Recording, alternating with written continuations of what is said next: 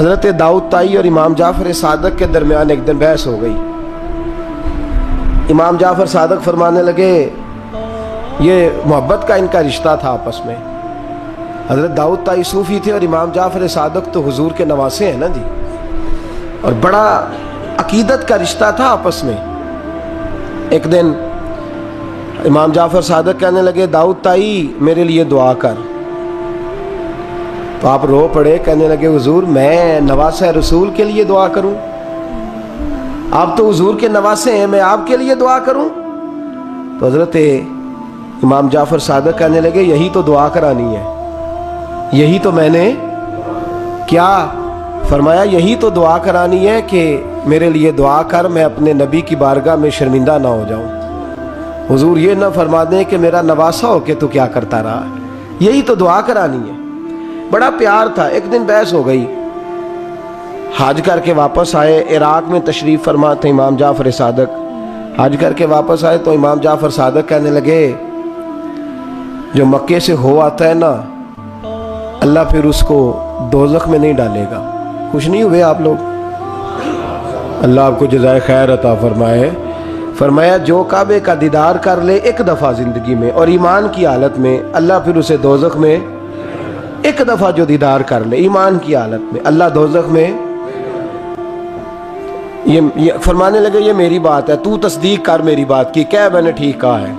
پیار تھا نا، تو کہنے لگے داؤد طائی تو کہہ میں نے ٹھیک کہا ہے۔ کہنے لگے جی آپ نے فتویٰ ہی پورا نہیں دیا تو میں کیسے تصدیق کر دوں؟ آپ نے پورا فتویٰ پوری بات کریں تو تصدیق کرا لیں۔ کہا پوری بات کیا ہے؟ فرمانے لگے جو خانہ کعبہ بیت اللہ کا دیدار کر لے اللہ دوزخ میں نہیں ڈالے گا، اور جو مدینے سے ہو آئے اللہ اسے جنت میں ضرور داخل فرمائے گا صلی اللہ۔ تو آپ فرمانے لگے داؤد طائی میں نے تو مسئلہ بیان کیا اس لیے کہ جس نے ایمان کی حالت سے کعبہ دیکھ لیا تو اس کا اللہ پہ ایمان پختہ ہے، اور من قال لا الہ الا اللہ داخل الجنہ، اور تو نے یہ جو کہا ہے نا ضرور جنت میں داخل کرے گا مدینے دیکھنے والے کو، تو بھی دلیل پیش کر۔ مکہ کا ایمان کے ساتھ دیکھنے والا تو میں نے حدیث پیش کر دی، تو دلیل دے۔ حضرت داؤد طائی بولے بڑی خوبصورت بات، اور خوبصورت لوگ ہی خوبصورت باتیں کرتے ہیں، خوبصورت لوگ ہی جی، ورنہ تو اللہ خیر کرے خوبصورت بات نکلتی نہیں لوگوں کے منہ سے، حرم میں بیٹھ کے بھی نہیں نکلتی، پتہ نہیں کیا سانپ سونگھ جاتا ہے، کس قسم کی بولی بولنے لگتے ہیں۔ خوبصورت لوگ خوبصورت بات کرتے ہیں۔ حضرت داؤد طائی کہنے لگے میری دلیل یہ ہے کہ پورے مکے میں کہیں جنت تو نہیں نا، مکہ دیکھنے والے کو جنت ملتی ہے پر مکے میں جنت نہیں۔ فرمانے لگے مدینے میں تو جنت ہے نا، روضۃ من ریاض الجنہ ما بین بیتی و منبری روضۃ من ریاض الجنہ۔ فرمایا میرے منبر اور میرے گھر کے درمیان جتنی جگہ ہے وہ، اور آپ فرمانے لگے حضرت امام جعفر صادق سے کہنے لگے حضور دیکھیں نا، اللہ فرماتا ہے جو جنت میں گیا ہم فیہا خالدون، پھر نکالا نہیں جائے گا۔ تو کہنے لگے میرا عقیدہ ہے جو 2 نفل بھی ریاض الجنت میں پڑھ لے اللہ اسے ضرور جنت میں داخل فرمائے گا، اس لیے کہ جو گیا وہ دوبارہ واپس۔ حضرت ادریس علیہ السلام کی دوستی ہو گئی رضوان سے۔ رضوان جنت کے فرشتے کا نام ہے جس کے پاس چابی ہے جنت کی، دروازے پہ بیٹھے ہوتے ہیں، رضوان اس فرشتے کا نام ہے۔ تو حضرت ادریس کا یارانہ تھا، وہ ملنے آتے تھے جناب ادریس علیہ السلام کو۔ تو ایک دن حضرت ادریس کہنے لگے تو خود تو یہاں کی سیر کر جاتا ہے، مجھے کبھی کرائی نہیں۔ کہا آپ بھی کر لیں۔ تو فرشتہ آپ کو جنت دکھانے لے گیا، جنت میں جا کے تو کہنے لگا حضور چلے، فرمانے لگے کدھر؟ کہنے لگا واپس، فرمانے لگے میں نے جانا ہی نہیں۔ اس نے کہا کیوں؟ فرمانے لگے اللہ فرماتا ہے ہم فیہا خالدون، جو جنت میں آئے گا نکالا نہیں جائے گا، تو کیسے مجھے نکال سکتا ہے؟ کہنے لگے جناب آپ نے سیر کا کہا تھا۔ فرمایا سیر ہی ہے یہ، اس لیے کہ جنتی ساری عمر ہی سیر کریں گے، وہ سیر ہی کریں گے، سفر تو تھکا دیتا ہے بندے کو، یہ سیر ہی ہے۔ اب وہ فرشتے پریشان ہوئے تو رب کریم نے فرمایا وہ فرشتے تیرا اور اس کا یارانہ بھی میں نے لگوایا تھا، اور اس کو جنت کی سیر پر آنے کی خواہش بھی میں نے ہی پیدا کی تھی، اور تو کون ہوتا ہے میری بغیر اجازت دروازہ کھول سکے؟ بلوایا بھی میں نے ہی تھا۔ اور یہ جو میں نے کہا نا اڑ جا، یہ توفیق بھی میری ہوئی ہے، میری طلب بھی تو تیرے کرم کا صدقہ ہے۔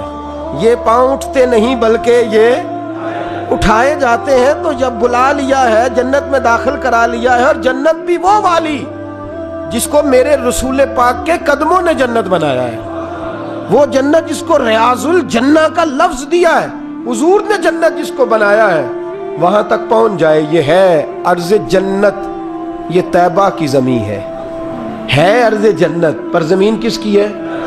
کیسا عجیب معاملہ ہے، یہ ہے ارض جنت، یہ طیبہ کی زمین ہے۔ جنت بھی یہیں، کیونکہ مالک جنت بھی یہیں ہے، جنت بھی یہیں، مالک جنت بھی یہیں، جنت بھی یہیں تو مالک جنت بھی۔ اور جتنا جنت کا اعلان میرے نبی نے فرمایا نا، سارا فرمایا ہی مدینے میں ہے۔ اور جنت بیچی ہے کئی دفعہ نبی پاک نے، کئی دفعہ فرمایا بیر روما کما خرید کے دو، مجھ سے جنت لے لو۔ حضرت عثمان نے کہا حضور میں خرید دیتا ہوں۔ کہا جنگ تبوک کے لیے سامان دو، مجھ سے جنت لے لو۔ حضور نے تو کئی دفعہ سیل لگائی ہے جنت کی۔ یہ ہے ارض جنت، یہ طیبہ کی زمین ہے، جنت بھی یہیں، مال کے جنت بھی یہیں ہے۔ کعبۃ اللہ، حضرت عبداللہ ابن مسعود رضی اللہ تعالیٰ عنہ فرماتے ہیں جس کو ایک تکلیف آئے نا کعبے میں، کتنی جی؟ ایک کدی تے آئی جاندی ہے نا، میرے ورگے ہمیشہ دے تھکے بندے، ایک آدھ تکلیف تو بخار آ گیا، پیر میں درد ہونے لگ گیا، کوئی تکلیف تو آئی جاتی ہے۔ فرماتے ہیں ایک تکلیف اگر تجھے حرم مکہ میں آئی نا، ایک، تو اللہ تیرے 80,000 سال کے گناہ معاف فرما دے۔ کنے 80 100 نہیں، میں نے سوچ سمجھ کے جملہ کہا ہے، 80 ایک تکلیف اگر تجھے کہاں ہو لینا یار، کتنی؟ ایک گناہ کتنے معاف؟ یہ کس نے کہا ہے؟ حضرت عبداللہ ابن مسعود نے۔ وعدہ کس کا ہے؟ اللہ کا۔ وعدہ کس کا ہے؟ اگر مدینے چلے جائیں تو میرے نبی پاک صلی اللہ علیہ وسلم کو پتا تھا لوگ میرے غلاموں کو دھکے بھی ماریں گے، مجنون اور پاگل بھی کہیں گے، ان کو بری نظروں سے بھی دیکھیں گے، کہیں گے یہ تو ہے ہی پاگل، بڑا کچھ ہوگا۔ واہ محبوب تیرے انداز میزبانی پہ قربان جائیں، کیسا بندوبست فرمایا، کیا انداز اختیار فرمایا۔ فرمایا تم میں سے جو کوئی مدینے آیا وہ میرا مہمان ہے۔ کوئی مدینے مکے میں ایک تکلیف پہنچی تو 80,000 سال کے، اور یہاں مدینے میں واہ کیا جود و کرم ہے شاہ بطحہ تیرا۔ واہ دیکھیں اعلیٰ حضرت لفظ کیا کہتے ہیں، واہ کیا جود و کرم ہے شاہ بطحہ تیرا، نہیں سنتا ہی نہیں دیکھیں ترکیب اعلیٰ حضرت کی، ایسے جملے درد ہو تو نکل، نہیں سنتا ہی نہیں مانگنے والا تیرا، اور کہتے ہیں تیرے قدموں میں رہوں غیر کی ٹھوکر پہ نہ ڈال، جھڑکیاں کھاؤں کہاں چھوڑ کے صدقہ تیرا، اور تیرے قدموں میں جو ہے غیر کا منہ کیا دیکھیں، پھر کون نظروں پہ چڑھے دیکھ کے طلبہ تیرا، دیکھ کے جلوہ نہیں۔ اعلیٰ حضرت کا انداز کوئی اعلیٰ مزاج لوگ ہی سمجھتے ہیں، جلوہ نہیں جی، کہتے ہیں جس نے میرے مصطفیٰ کے قدم کا تلوہ دیکھ لیا اس کی نظر پہ کوئی نہیں چڑھتا، تو جس نے جلوہ دیکھ لیا صلی اللہ ہو، کون نظروں پہ چڑھے دیکھ کے تلوہ تیرا، قدم دیکھ لے تو نظر پہ کوئی نہیں چڑھتا، تو جو سیدنا صدیق اکبر کی طرح مولا علی کی طرح جلوہ ہی دیکھ لے۔ اب میری نگاہوں میں جچتا نہیں کوئی، جیسے میرے محبوب ہیں ایسے میرے رسول کریم صلی اللہ علیہ وسلم نے فرمایا جو حرم مدینہ میں آئے اور اسے کوئی تکلیف پہنچے، اس پر کوئی آزمائش آئے، اسے پریشان کیا جائے، اسے یہاں کوئی دکھ پہنچے، تو میرے حبیب نے فرمایا وہ میرا مہمان ہے، وہ صبر کرے۔ یا رسول اللہ کیا ملے گا؟ فرمایا تم مدینے کی تکلیفوں پہ صبر کرنا، میں قیامت کے دن اللہ کی بارگاہ میں تمہاری سفارش کروں گا، میں رب کی بارگاہ میں تمہاری سفارش کروں گا۔ مکہ مکرمہ میں تکلیف پہنچی تو گناہ معاف ہے، اور یہاں تکلیف پہنچی تو حضور کی سفارش۔ اور پھر دیکھیے نیکی کا انداز دیکھیے، مکہ مکرمہ میں کوئی ایک نیکی کرے تو 1,00,000 کا ثواب ہے، ایک نماز پڑھو تو کتنے کا؟ ہم نے کبھی سوچا بھی نہیں ہوگا کہ 1,00,000 نفل پڑھیں گے۔ ایک طواف کرو تو کتنے طواف کا ثواب؟ ایک بار ایک دفعہ سبحان اللہ پڑھو تو کتنی کا ثواب ہوا؟ 1,00,000 کا ثواب. اور اگر کوئی حج کرنے جائے تو ثواب ڈبل ہو جاتا ہے. اور اگر کوئی رمضان شریف کے مہینے میں جائے تو 1,00,000 کو 70,000 سے ضرب دینی پڑ جاتی ہے.